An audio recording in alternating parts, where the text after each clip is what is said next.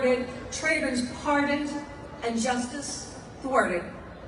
Drill, baby, drill, as the planet burns, sea levels rise and diseases return, shifting all wealth to a handful of men happy to partner with fanatic Christians. Their goal? Complete subjugation. The U.S. as a far-right Christian nation, keeping straight white male supremacy, banning LGBTQ+, anything is heresy. Returning to that entitled Gilded Age, sanctifying rich white male privilege. No civil women's or workers' rights. Children can slave from morning till night. Capitalism, the oligarch's wet dream. Let employees die, pump poisons into streams. End paid leave in the 8-hour workday. More profits with no labor laws or EPA. Turn rivers into fire and forests into ash. Throw unhomed people into workers' camps. End public schools, fund religious ones instead. Mislead the people with lying fox show heads. Right now, we need heroes of every kind to stand up and say, no, I won't comply. No!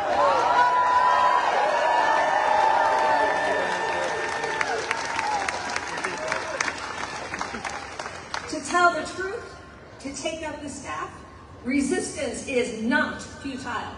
It's what we have. No one can sit this out. Thank you.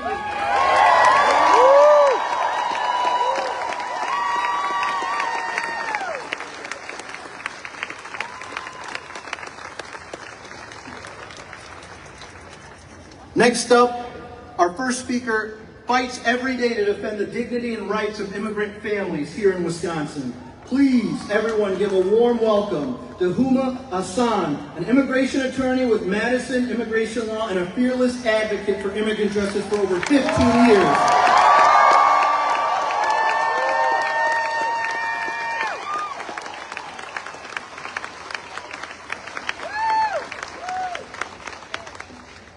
Good afternoon, everyone. I just want to thank the Oregon Area Progressives, the Badger Collective, Indivisible, and others who are hosting this rally. As Nick said, my name is Attorney Huma Hassan, and I'm an immigration attorney with Madison Immigration Law. And thank you. And like many of you, I come from a rich immigrant history. Both of my parents immigrated to the United States in the 1960s. And I sponsored my immigrant husband in 2000. I know what it's like to be the only immigrant child in a classroom, to be your parents' interpreter as a child, to be the bridge between two languages, two cultures, and carry the weight of that responsibility. But more than anything, I know what it feels like to feel afraid, to feel like the other, to live in a country that you love, but you're never quite sure that you feel safe in it. That is why I'm here today. I'm here today to talk about due process and how it is being eroded every time ICE enters a courtroom without a warrant. Thank you. Every time an immigrant is detained without judicial oversight, every time someone is treated as guilty simply because of their immigration status, their ethnicity, or their accent. Let me be clear, immigrants are not the enemies of the state of Wisconsin or the United States.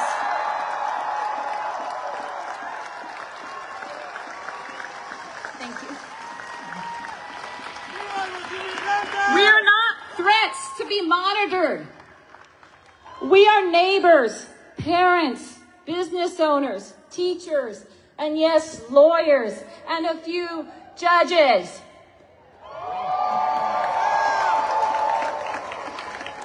We are people who love this country deeply, so deeply that we endure unimaginable obstacles just to be a part of it. We are here not to undermine justice, but to uphold it.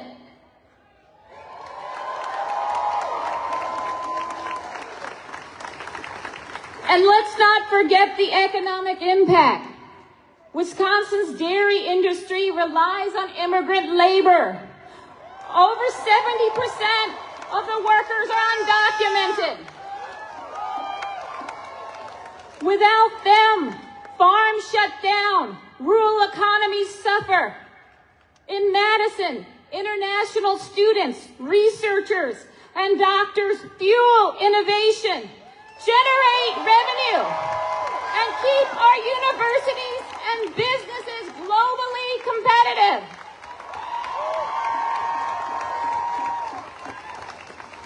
When fear drives them away, it's not just families who suffer, it's the future of our state.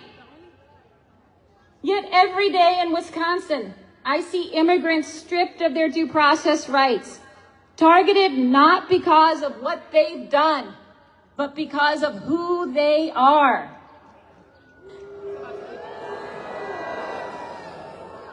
Now when a judge, a sitting judge like Judge Dugan, dares to speak up, dares to speak truth to power, she is targeted too. Her arrest sends a chilling message. Be silent, don't resist. It sends a chilling message, not just to immigrants, but to all those who stand with us and for us. This is not justice. This is intimidation. This is fascism.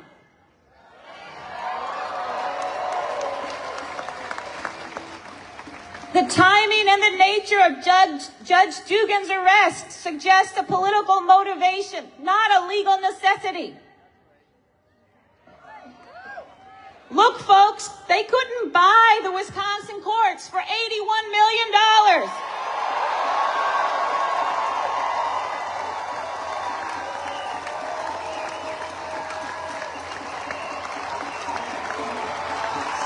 They couldn't buy us for $81 million. So now they must arrest the judges that dissent with them and kill the representatives that vote against them. When our courtrooms are used as stages for political theater, we all lose. When due process is denied and judges fear speaking the truth, how can the rest of us, especially immigrants, expect any fairness at all? In this case, such as Judge Dugan's and Kilmar Abrego Garcia, we should be asking, where is the warrant? Where is the judicial oversight? Our Constitution requires it. Our consciences demand it.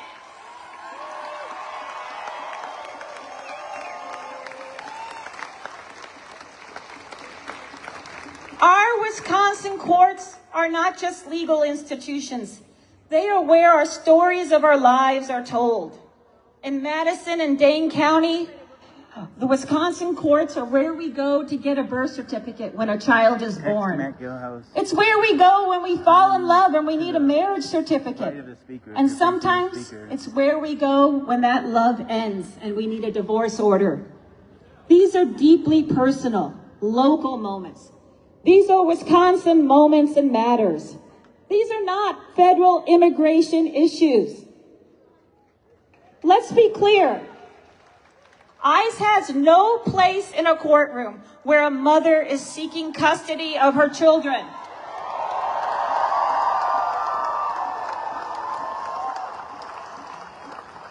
It has no place where a family is grieving and filing a death certificate. Immigration enforcement does not belong in these most human of experiences. Our courts are for our people, not for fear. That is why today I call on the Wisconsin Supreme Court to lift Judge Dugan's suspension. But to go a step further and adopt a clear rule of court that says, I shall not and is prohibited from making arrests and detentions inside Wisconsin courtrooms without a warrant.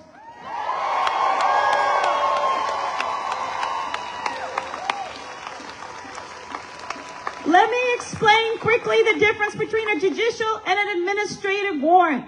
An administrative warrant is issued by ICE alone. It doesn't go before a judge.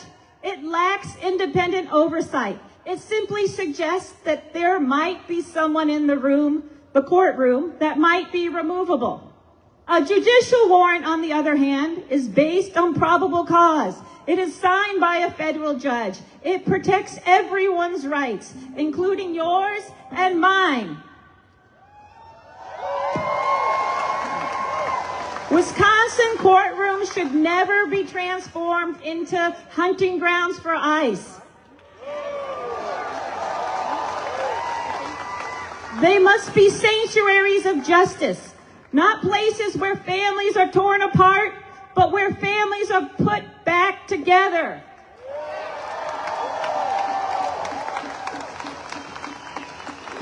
And further, we must ask, why is it that our courtrooms do not represent our immigrant experiences? How many judges in the Wisconsin court system look like us, understand the fear of detention, the pain of separation, the trauma of having to prove that you're a victim in a system that already sees you as a suspect?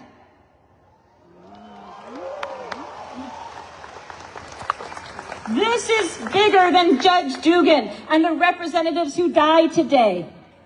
This is about every immigrant family forced to live in the shadows. It's about every neighbor too afraid to go to the hospital or call the police. It's about preserving the very idea of justice, not just for some, but for all of us.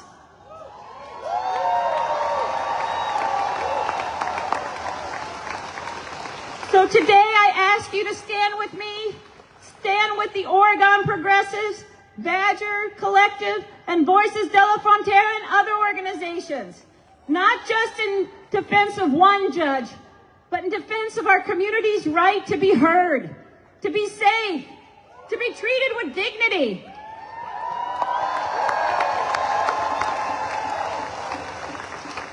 You are here because you believe in due process. I am here because I believe in due process. We cannot fear, we cannot hide. We need to work together to make change. Remember, folks, we are not invisible. We are not voiceless, and we are not the problem. We are the promise and the hope for tomorrow. Thank you.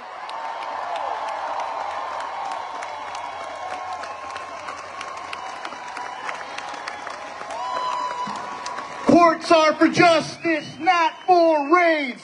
Courts are for justice, not for raids. Courts are for justice, not for raids. Courts are for justice, not for raids.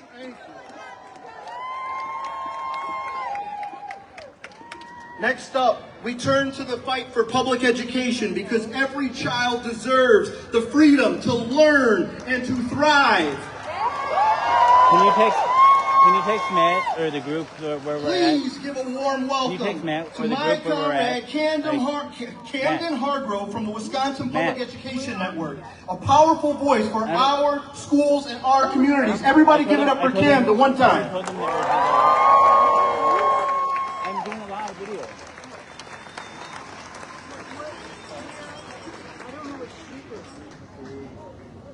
I don't normally do this. Told them where to, just all up left of the all up speaker. on here, so I'm gonna take But this they off. say All you're by the railing. right, I'm gonna have you guys repeat after me. What? Kids, not kings. Kids, not kings. Kids, not kings. No, not Kids, not kings. All right. Thank you all. So, as Nick said, my name is Camden Hargrove. I am the Communications and Engagement Coordinator with the Wisconsin Public Education Network.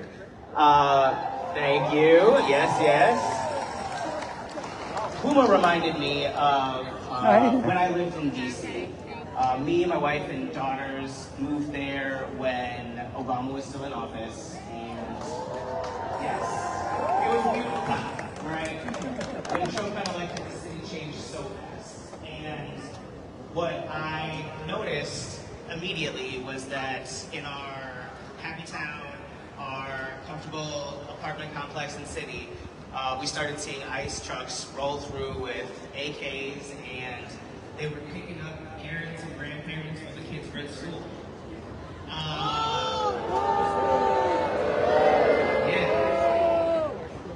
Her class went down to half the size because parents were afraid to send their kids to school. And we see that it's happening right now. Stephen Miller just said that we shouldn't be looking for criminals to go look at Home Depot and 7-Eleven. Yeah, we know all the stuff that is. Exactly. Right? We don't have time for this. We need to be looking out for our children, not taking away rights from people.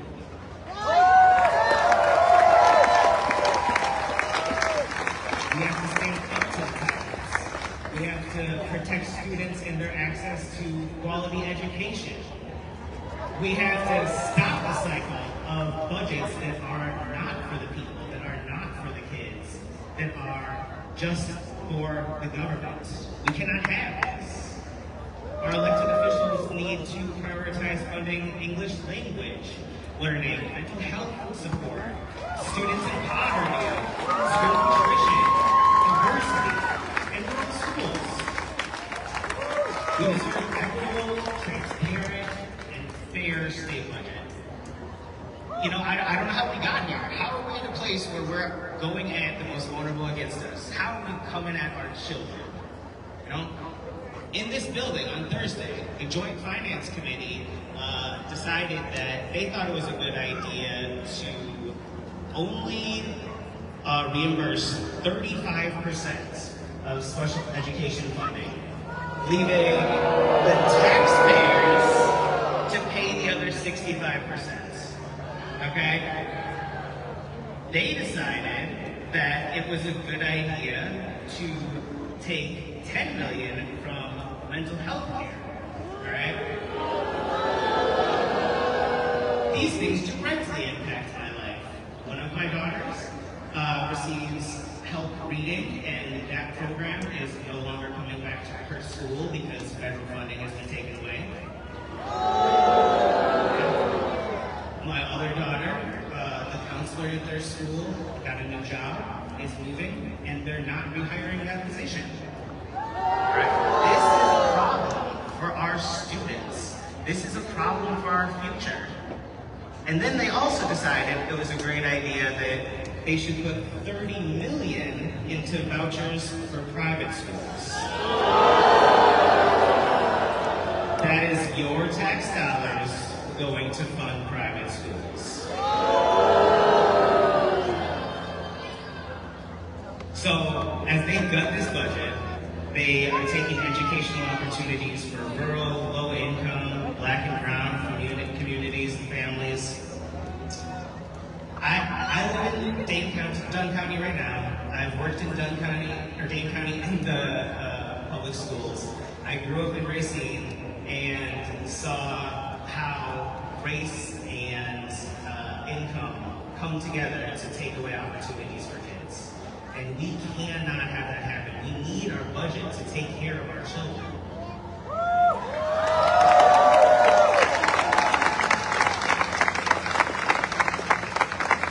And we're seeing all the time that these legislators are trying to take away from our kids. They're trying to stop them from learning. They're trying to take out books that teach diversity. They're trying to take out books that teach liberation. They're trying to get rid of LGBTQ rights. All right? We cannot stand for this.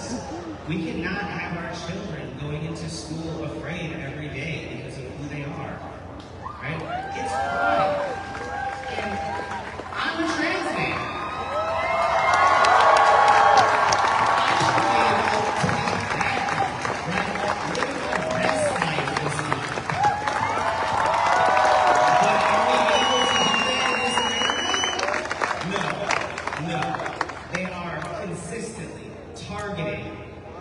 Trans people.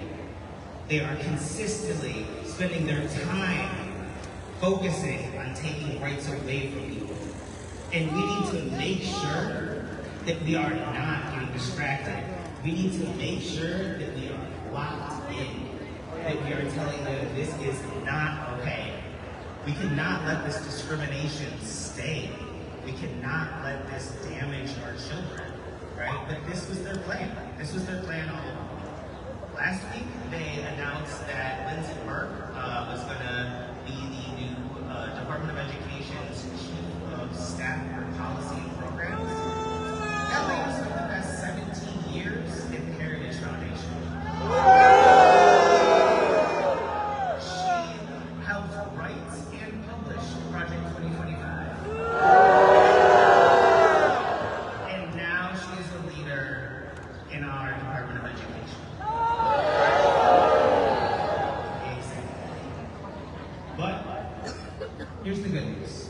All of you are here today, right? We come together across the country, and we are here being clear that we will not stand for this. We are clear that we are stronger together than one person, all right? We are clear that we are going to fight for our rights, for our democracy, for what's right, what's moral, what's just. We are not going to leave our kids behind. We are going to put them first, and we are going to be brave for them. All right? Because we need to do the work. We don't need to leave it for them to do. So, though I love seeing everyone here today, it cannot stop today. It cannot just be this Friday. It cannot just be making signs. All right? We need to put in the hard work. Because it's going to take the hard work, and it's going to be from us. No one else is going to do it. It is on us. So let's make sure that we connect at all levels, right? Let's not forget our school board. Let's not forget to go to those meetings and make sure we have people in the school board that are actually looking out for our children. Let's make sure we go to our city council and county board meetings and make sure we know what's happening in our own communities. Let's take it to the State House. Let's take it to the Capitol. Let's take it to DC and tell them we will not stand for this.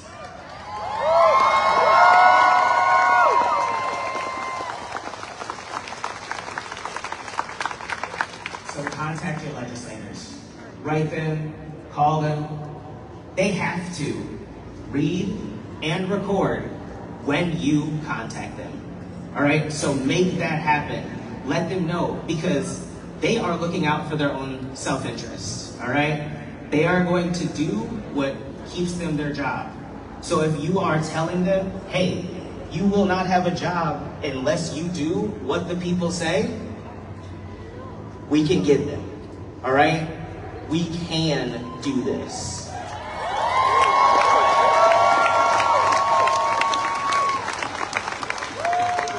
You can also take out your phone and go to wisconsonnetwork.org and click on our page to sign the petition that says, do not sign a budget bill for this state that does not support public education and our students. Yes. So let's focus in. Let's make sure that we protect our future and our only hope, which is our children. The time is now or never. Anger is not enough, and apathy is not an option. We have to protect our kids. So do whatever you can, wherever you can, whenever you can. Let's stay strong. Let's continue to work together as a community. Let's build bridges and support each other across the issues, because we're all connected. And let us never forget to believe in our power, and let us never lose sight of what is best for our kids.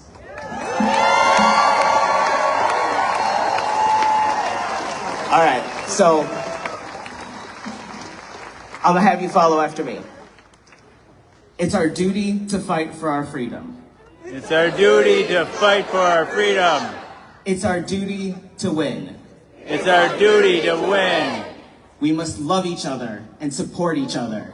We must love each other and support each other. we have nothing to lose but our chains. We have nothing to lose but our chains. Thank you.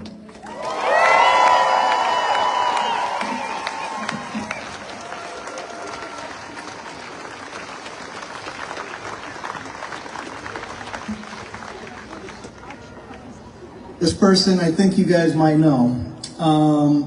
I'm honored to bring him up here because he's been a leading voice for democracy and the rule of law. As a journalist, as an author, as a proud patriot for the people, please, let's get a warm welcome for John Nichols of The Nation and the Capital Times. Woo! Oh, I love this guy. Brothers and sisters! Woo! Brothers and sisters! Whoa! My name is John Nichols, and my great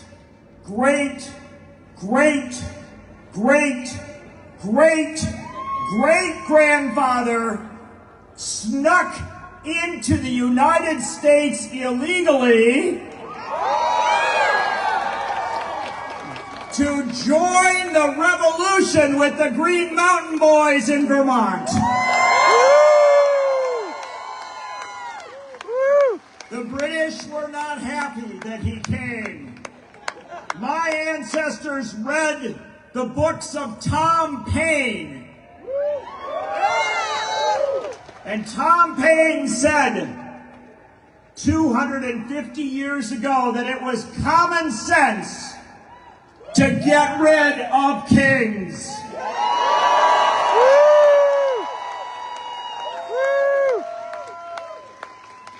Tom Paine wrote, "O ye that love mankind, ye that dare oppose not only the tyranny, but the tyrant, stand forth."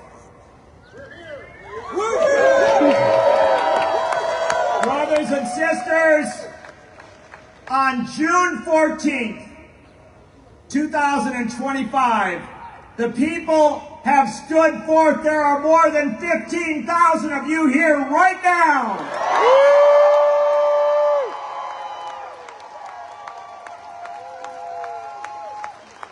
And I've got a few other things to say, but I told the co-author of my last book that I was going to be speaking to a pretty good crowd in Madison. And so, as you know, in the United States, in the rest of the world, they do refer to illicit and awful monarchs as kings. In the United States, we refer to them as oligarchs. And there is one man who taught us to use the word oligarchy. He's traveled across this country to deliver the message. Ladies and gentlemen, by phone from Stowe, Vermont, please welcome Senator Bernie Sanders.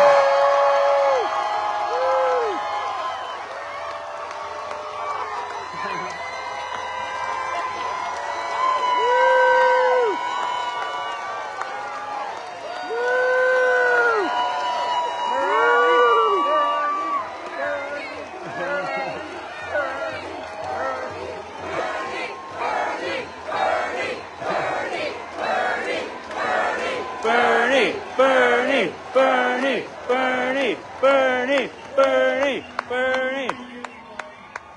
Brother, they are just quiet enough to hear you, so I'm putting you up to the mic. All right. And let me begin by thanking the people of Wisconsin.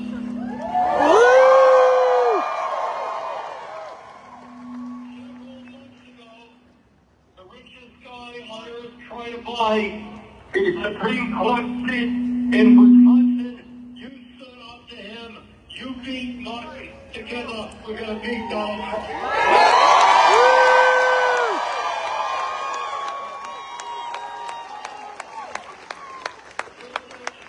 All over the country. And what I can tell you is that whether you are a Democrat, a Republican, an independent, a progressive, or a conservative, the American people do not want to see this country become an oligarchic form of society?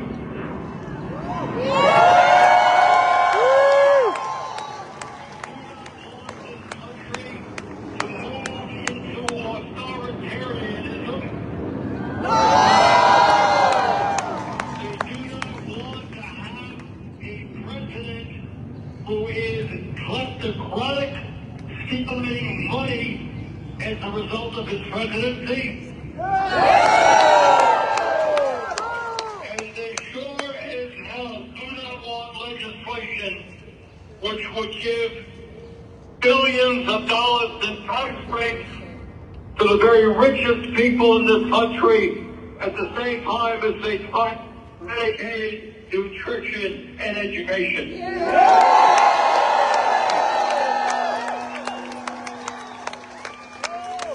The truth of the matter is, going back, as John mentioned, to 1776, the American people have freedom in our bones. We believe in the right to dissent. We believe in a free press. That people in this country can walk down the street and not be kidnapped, thrown into a van, and put into some detention center.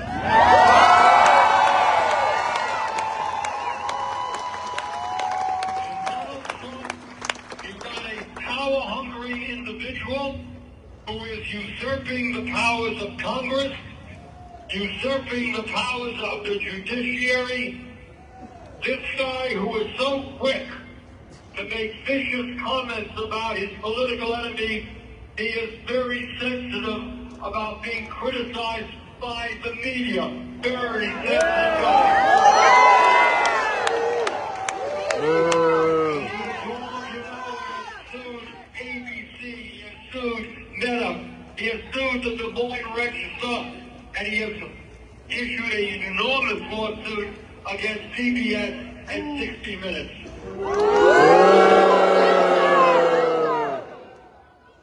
He has extorted money from law firms who had the courage to represent clients who he didn't like. He's going after universities that teach courses he doesn't like. My message to Mr. Trump is a pretty simple one. You know, we just celebrated a few days ago, last week, June 6, 1944. You had tens of thousands of Americans landing in Normandy to begin the effort to liberate Europe. And many of them were killed. They put their lives on the line for American democracy, not for authoritarianism.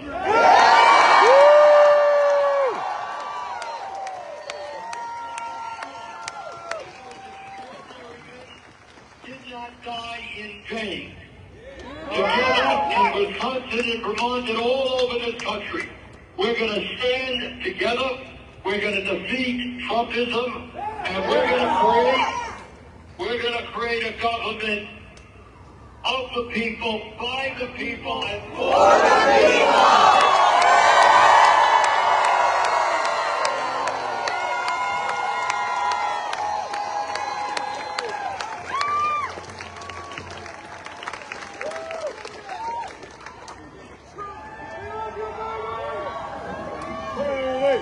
Senator, are you finished, or do you have anything more to say? That's about it. Ladies and gentlemen, Senator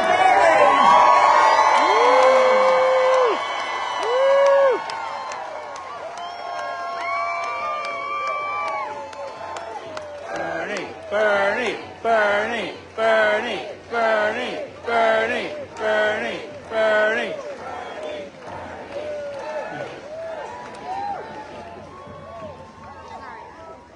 I hate it when he interrupts me like that. But let me just say a couple more things before we bring on some more of your great speakers here. And a moment ago I was telling you about Tom Paine, where he said to stand forth. And in 1776, it wasn't the elites that stood forth.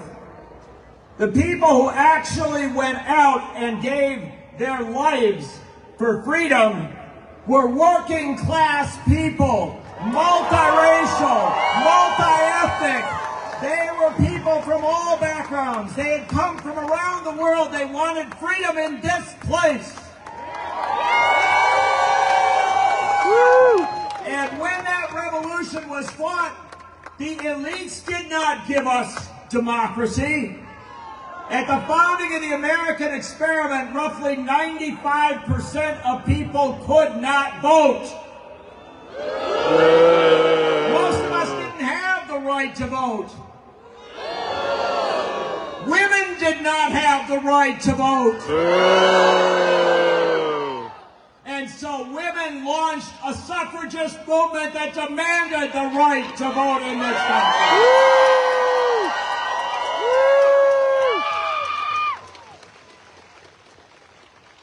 People of color did not have the right to vote. Many of them were enslaved.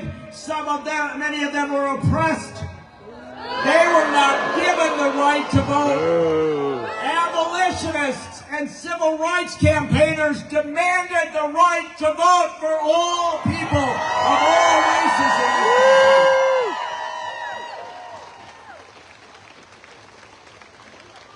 Working class people did not have the right to vote in this country at its founding. And working class people, through their unions, demanded not just the right to a democracy, but the right to economic democracy in America.